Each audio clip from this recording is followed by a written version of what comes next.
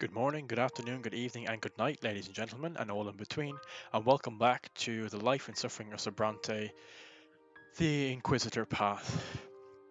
We continue in the year 1144, it's chapter 4. We are Jordan Brante. This is Repentance. The last few months have been marked by a welcoming absence of quarrelling at the Brante estate. Your only concern these days is the price you have had to pay for this peace. Today you come home late, wrung dry after a day of work and worry. Everyone is sound asleep. You are making your way to your bedroom when you hear a suspicious noise coming from Father's study. It is too late for Father to be working. You go to the door of the study, trying to tread softly and turn the knob. The room is brightly lit by the moon. You recognize your brother's clumsy silhouette against Father's desk in the moonlight. Nathan hears you come in and leaps to the side in fear. You see something glinting in his hands. Father's dagger. Oh, Jordan, it's you. Shush, I just took the dagger for a moment. Don't worry, I know holding a weapon's against my lot. I don't mean anyone any harm. It's for me actually. I have to go to the twins. Oh, Nathan.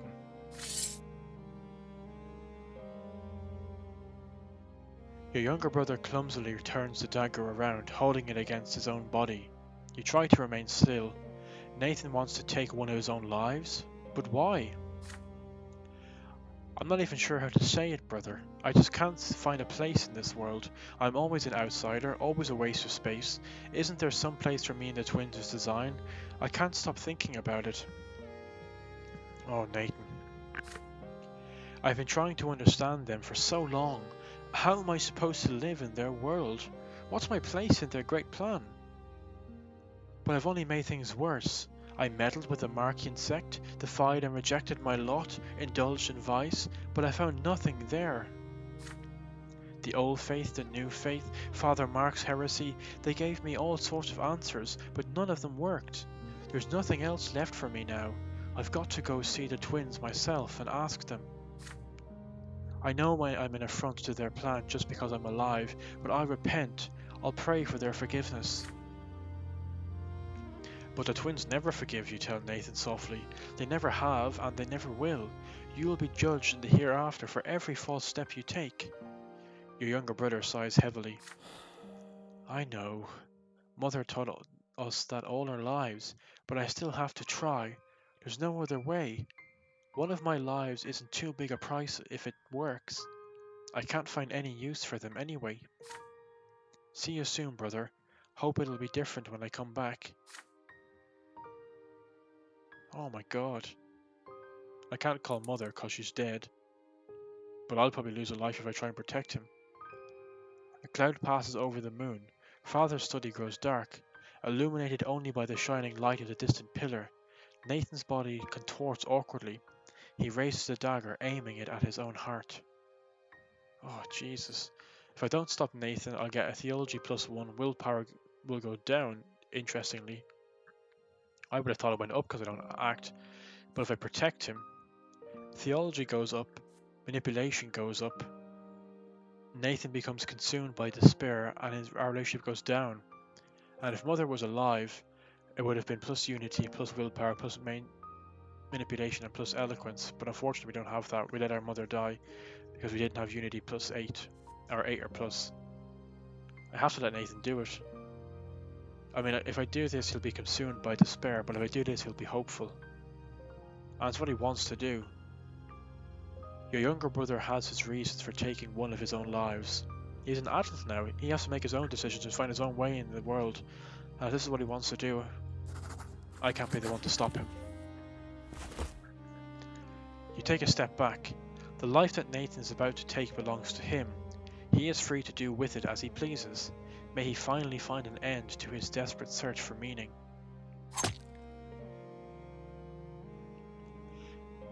Nathan whispers a word of gratitude, barely audible, then a sharp exhale as he gets ready to strike.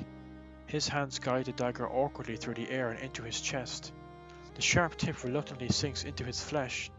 A weak yelp escapes Nathan's throat. He staggers and falls back, blood oozing out of the wound.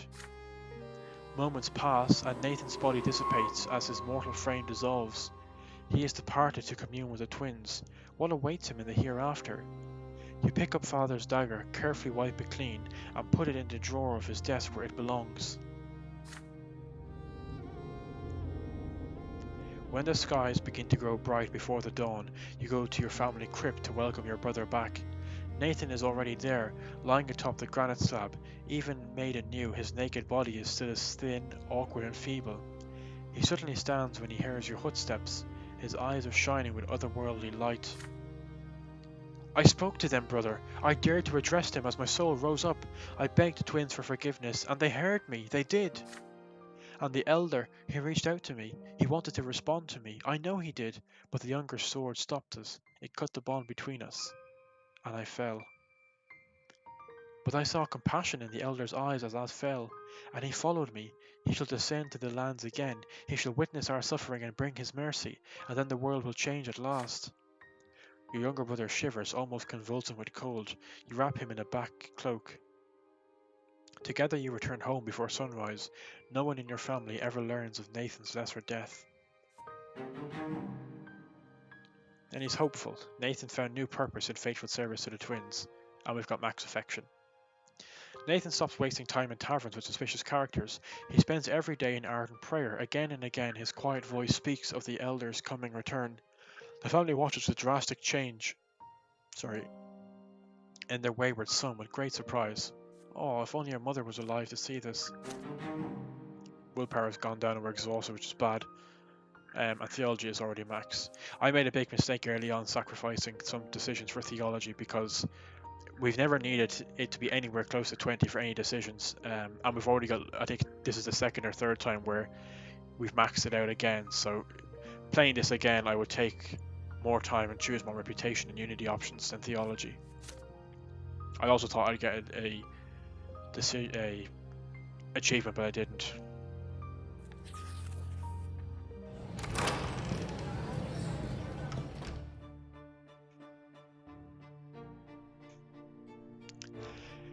The Denunciation. The Inquisition war that has become your second home now feels jarringly different. Jean is sitting on a crude bench, all hunched over, her face is in her hands. You stand by her side, still unable to believe that this is really happening. Look, these are our case files. Retribution is inevitable. We will face the tribunal tomorrow. Without lifting her eyes, she hands you a couple of pages. Witness with my own eyes as Inquisitor Jordan Brante and his sister in faith Jean indulge in debauchery beneath the canopy of the silver tree. Oh God, I knew that was going to come back to haunt us. It is a denunciation. Someone saw you that night under the silver tree. This will damage the Inquisition's power, won't it? And we're already on the border of something else. Patriarch Cassius insisted on attending the hearing, and Ulrich will pass judgment. Oh, he will destroy us. Here, her eyes are full of angry tears. You reach out to touch her shoulder reassuringly, but Jean moves away. She breathes deeply and pulls herself together.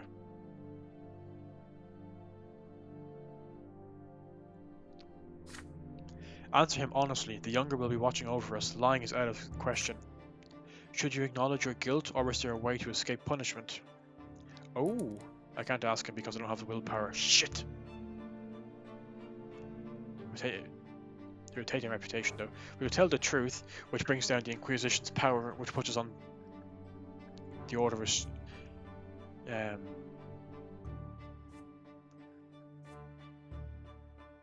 I can deny everything.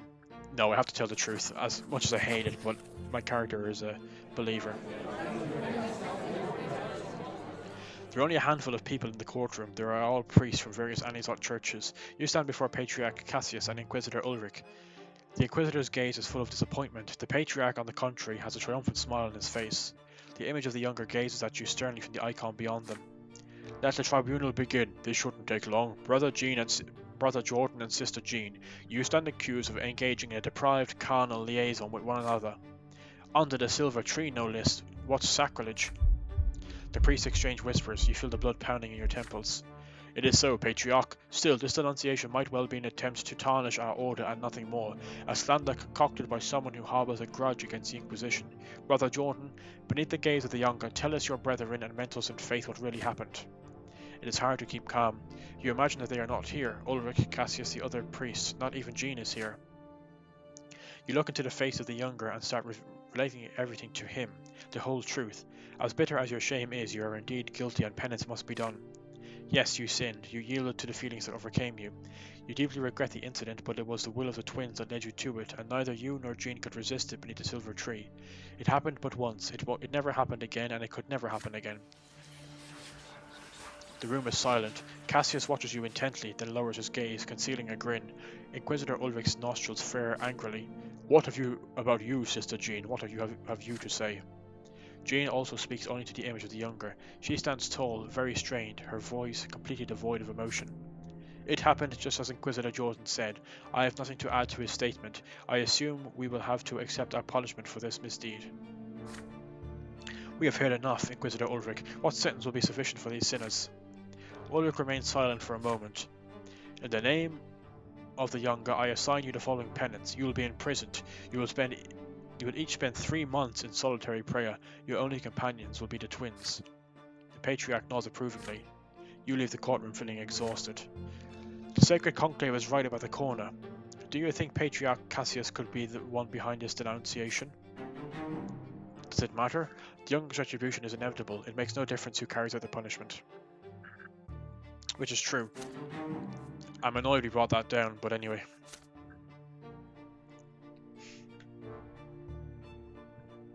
Three months in solitary prayer. Jesus, that's a lot. And we are edging so closely towards Revolt. At the end of this block of events, we will have the Revolt. The year 1145, a storm on the horizon. For over a year now, Anizotte has been steadily simmering with unrest, like a soup pot over a well-stoked flame. Commoners flock to the square in droves. The mobs grow bolder, demanding new freedoms and protection under the law. The last straw insurgents commit brazen acts, hoping to overthrow the authorities. The noble gentry insisted that every mob be dispersed by force. They are ready to fight for their ancient privilege, sword in hand. In spite of this enormous pressure, Overseer Gaius Tempest remains highly reluctant to allow any bloodshed. But the common people are already too desperate. Even the age-old fear of the nobility's might is barely enough to keep them in check.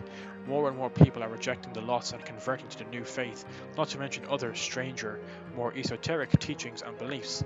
New societies and clandestine gatherings appear every day.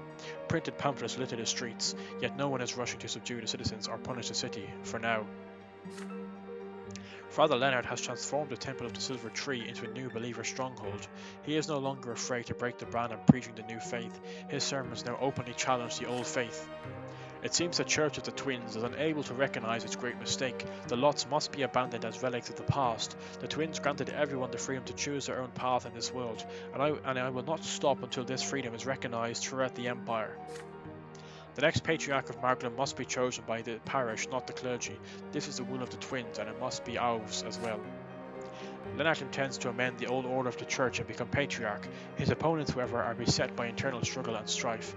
The Inquisition is fighting a myriad of heresies, more of which appear every day. Not even the highest ranks of the faith are free from suspicion. The new faith, meanwhile, is steadily growing in numbers. People no longer fear being damned to the foot of the pillar, for rejecting the divine design. The streets are restless and dangerous. Minds and souls are beset by confusion. The authorities argue and bicker amongst themselves. Conspiracies plague the city. Time marches on and the change is coming. It cannot be stopped. Can you find a way to guide it in the right direction?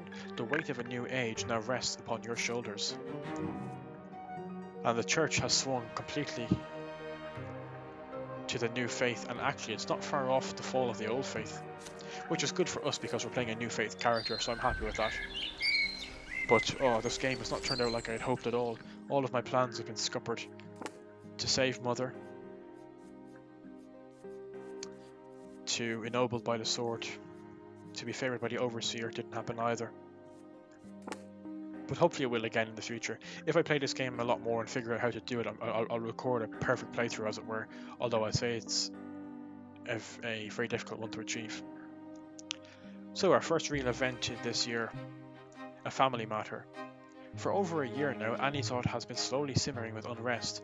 The feud between the estates, between the old faith and the new, between the law of the empire and the noble traditions. Tensions are at an all-time high, waiting for the slightest spark to catch fire and burn. Even your family's affairs have been affected by the growing unrest. It is during these troubled times that the future of your family will be decided. Father shakes you awake early in the morning. He is excited, clutching a letter bearing the imperial seal of the Tempest dynasty. Wake up, son. Come to the sitting room.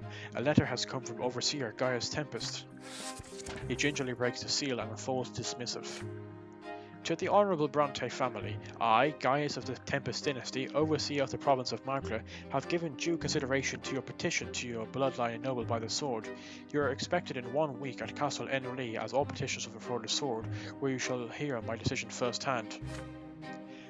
After finishing the letter, Father turns to you. He looks fatigued. Unfortunately, we're miles off getting what we need for that. Well, son, it's time for us to be honest with each other about our family. What do we have to say about this? Where do we, the Brantes, stand after so many years? What hopes do we have for the future of this family?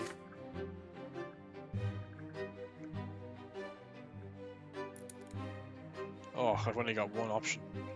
The past 7 years have been marked by many life-changing events. The rare joys, the frequent fights, the arguments, the attempts at peace, the losses. Sometimes you have managed to change their minds, and sometimes you have not. But your decisions have made you realize what matters most to you. The future of the Brante family must be decided here and now. So we can't become nobles of the sword because we don't have a reputation of 8. We can't become members of the Overseer's entourage because we don't have the events. We can preserve the family, which is all we can do. And we can't sever all relations. We're only 1 away from doing that. So basically for the family we did really crap. You reluctantly confess to Father what both of you already know. It is clear what Gaius Tempest's decision will be. Your family's hopes of being ennobled by the sword are long gone. You had to maintain your family's reputation and fortune and peace at home. It all proved too much to handle. After expending too much energy resolving the strife with your family, you had little strength left for the rest. With a sigh, Father agrees. You're right, my son, we couldn't weather the storm that came upon us. Who could have even hoped for a hereditary title after that? I can only imagine how your grandfather must be raging in the hereafter. The Brante patriarch uneasily considers what comes next. But our family is still together, still whole. It pains me to think that there were so many losses that could have been prevented. I must confess at one point I even feared there might be nothing of us left, but we are still a family. Very well, we will abandon the pursuit of the nobility of the sword for our descendants and tend to the Brante family itself. Nathan peeks into the sitting room. His hair is tousled. Father? Jordan? What happened? Nothing, Nathan. Life goes on, that's all. Your wary father embraces his 2 sons. Where's Stefan? The last of the embers that were once the letter from Gaius Tempest smoulder away in the fireplace. Grandfather hates us. It was almost too much to bear, but your family ties have been preserved. The Brante family will live on. We got some willpower though, which is good. But again, not the decision we wanted to make.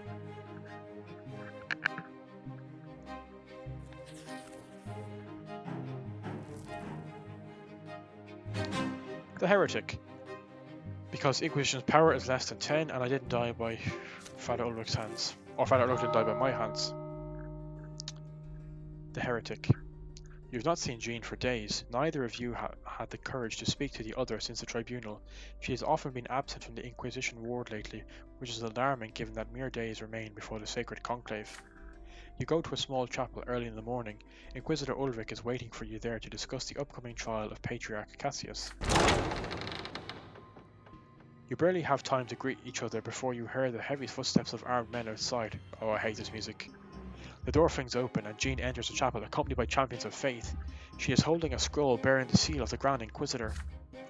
Inquisitor Ulrich, in the name of the twin gods, you are hereby accused of abiding and abetting the Willist heresy.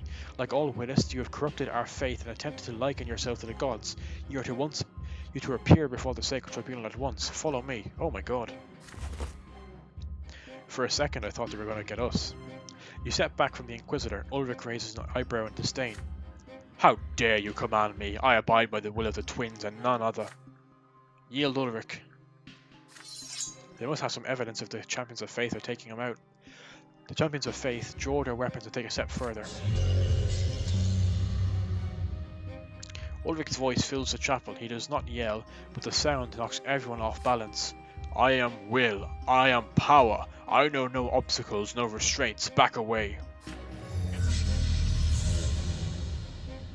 His voice vibrates through your body. You are paralyzed with pain. Your bones crack, your muscles convulse. A red haze blurs your vision. Jean and the champions of faith fall to the floor. I am leaving Anizotte. Do not try to find me. Oh my god. Ulrich's words echo endlessly in your head. In your last moments of consciousness, you see him dash out of the chapel. What the hell happened there? After a while you come to your senses. The champions of faith gingerly help each other up, still dazed. Jean approaches you and offers you her hand.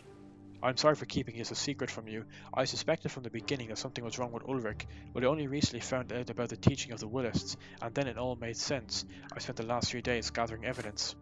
The Willist heresy is among the most heinous teachings I have ever heard of. Once a person decides to submit exclusively to the will, forsaking love and law, he becomes a monster drunk on power. Few things are more dangerous than this. Captain Agaronim tells your men to stand down. There is no point in searching for Ulrich. He has already left Anizotte. We should focus on the Patriarch. Wanted by the Inquisition for apostasy, Ulrich fled Magla. I wonder if we'll hear from him again. Ulrich's escape, year 1145. Ulrich left Magla and was forced to hide from the Inquisition.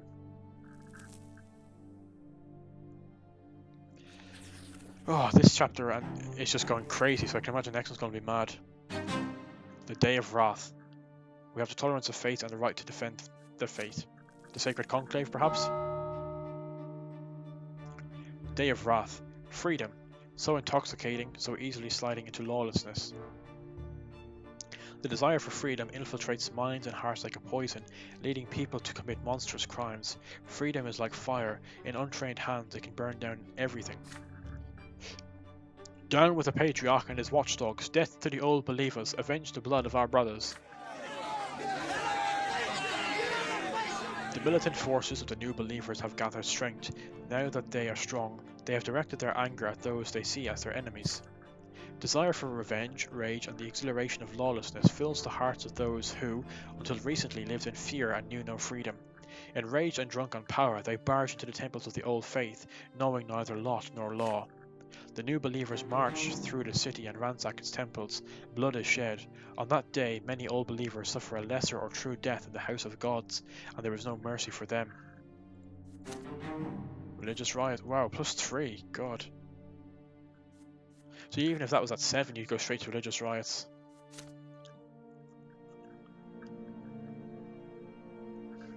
But hey, maybe we can become a patriarch later on, if the new faith is taking power. Another event. The Silence of the Gods. This must be a...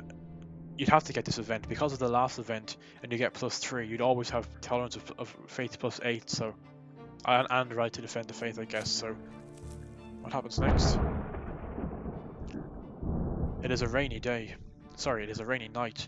Neither the gendarmes nor the champions of faith are able to stop the militant forces of the new believers. This has been Sylvan's goal since the day you met him. You wait for Father Leonard by the entrance to the Temple of the Silver Tree. You hear footsteps. The abbot hurries down a narrow street. He is exhausted, barely standing. His white robes are covered in dirt. His eyes are filled with fear. Brother Jordan, you're here. You came. The abbot enters the empty temple. The sound of the rain and the gentle rustling of the silver tree calm you. Leonard is reluctant to speak. You ask the abbot where Sylvan is now and what he is planning. Sylvan found Cassius, Brother Jordan. The old man is mad and will not listen to me. Samosta believes that the twins are guiding him. He is planning to kill the Patriarch. Leonard pulls at his hair, tears down his face. You have never seen him in such a state. I never wanted this, Jordan. I followed the teachings of Photis and taught people to find their own path to the twins, to listen to their will, to accept their love, to abide by their law, and look where it led us. I shouldn't have harmed the new faith, it seems. Now they are following this lunatic and shedding the blood of their brothers. They demand to be led by someone with a sword or a lash. They cannot live without it. They don't know how. They don't want to. As if oblivious to your presence, Leonard kneels and crawls towards the statues of the twins, leaving a wet trail on the floor behind him. Frenzied, the abbot beats his head against the marble tiles, appealing to the gods. I know I can never be forgiven, and I will face your wrath and your punishment, but give me a sign. Teach me, set me on the right path.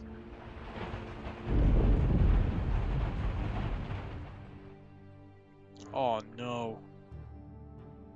The only answer to Leonard's words are the patter of rain and the rustling of leaves. The elder gazes gently, the younger sternly. The gods are silent. I can't gather the crowd because I don't have the willpower, and I can't arrest Sylvan because I don't have the valor.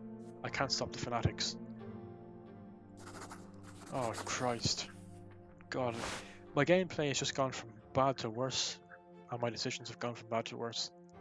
You put a hand on the average shoulder. The new fate has liberated you from the lots. Everyone is free to choose their own path to the twins now. If Sylvan chooses to preach and wage war, that was his choice and his service. When Cassius dies, Leonard will lead the new believers. The teachings of Photis need a strong leader, and the province needs a strong patriarch. Otherwise, the new faith in Magra will be crushed. I do not wish for Cassius's death. This is not how I wanted to become patriarch. You shake your head. Cassius is a heretic and a renegade. He deserves to be burned at the stake. Zamosta will act as an instrument of the twins' will, and the patriarch will be duly punished. Once this is over, it will be in Leonard's power to prevent such bloodshed from ever happening again. Patriarch Photis was right. Foolish is the shepherd who thinks he leads his flock. Only the twins can lead us. We're really weak now. And we're never going to get back to power of the new faith, I don't think. Leonard rises to his feet. You hear the patter of rain and the rustling of leaves. The elder god gazes gently, the younger sternly. The gods are silent. This is becoming crazy now.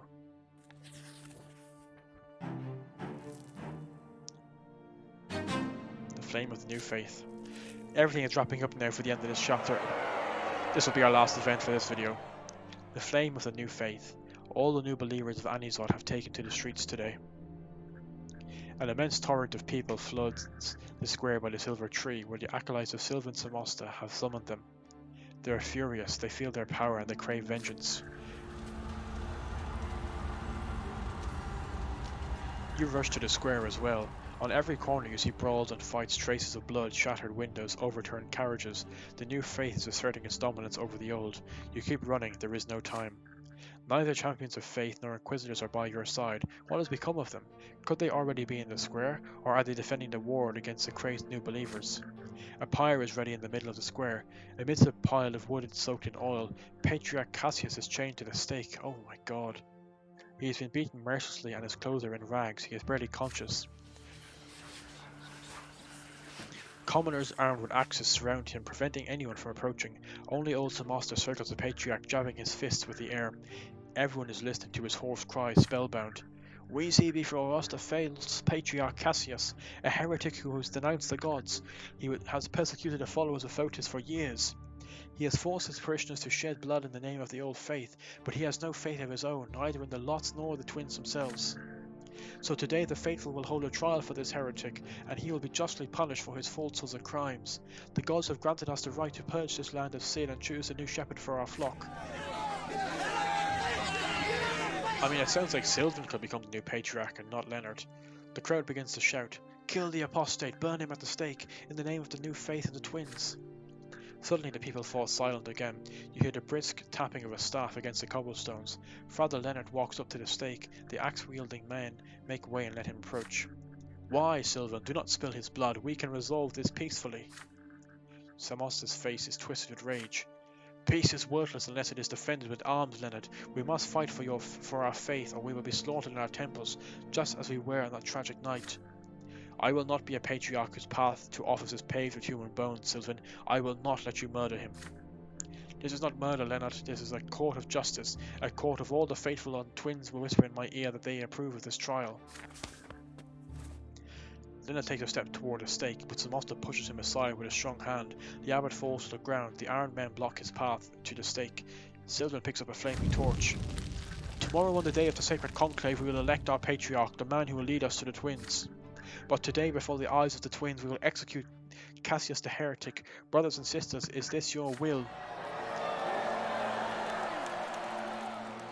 The congregation shouts approvingly, "Death! Death to the heretic! Burn him!" Accompanied by the screaming crowd, Sylvan sets fire to the wood. The flames rise with astonishing speed. In his last moments, Cassius screams with all his might. "You have defied the lots, but you are all still in the prison of their will. Fight them, defame their names. They know no mercy, only cruelty."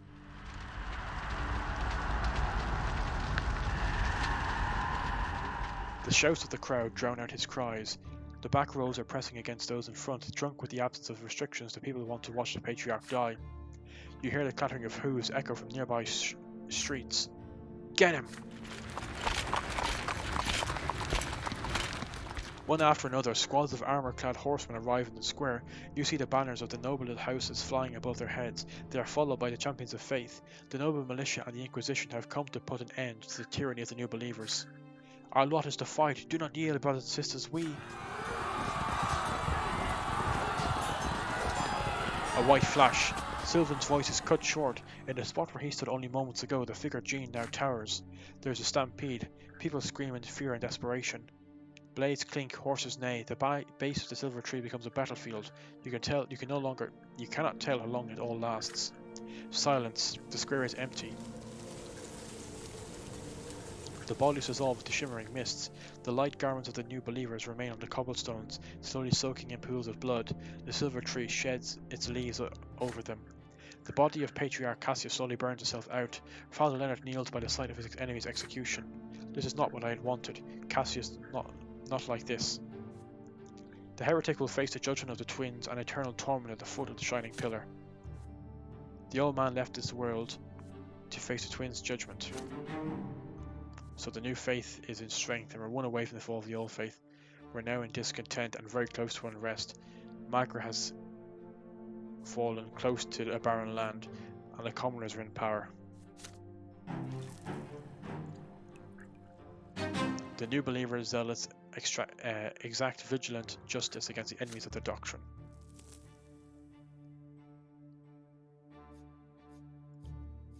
And that's the end of peacetime. My god.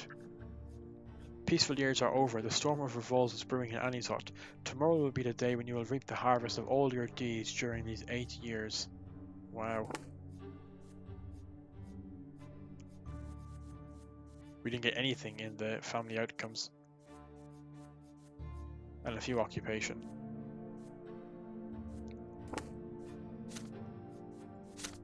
So that's the perfect time to leave it there. Let's just watch this video. At last, the day has come which would decide my fate, as well as that of my family, and perhaps the entire empire.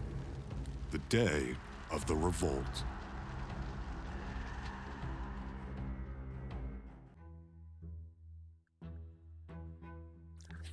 And here we are in the final chapter of the game. The revolt begins. Torch of the new fate.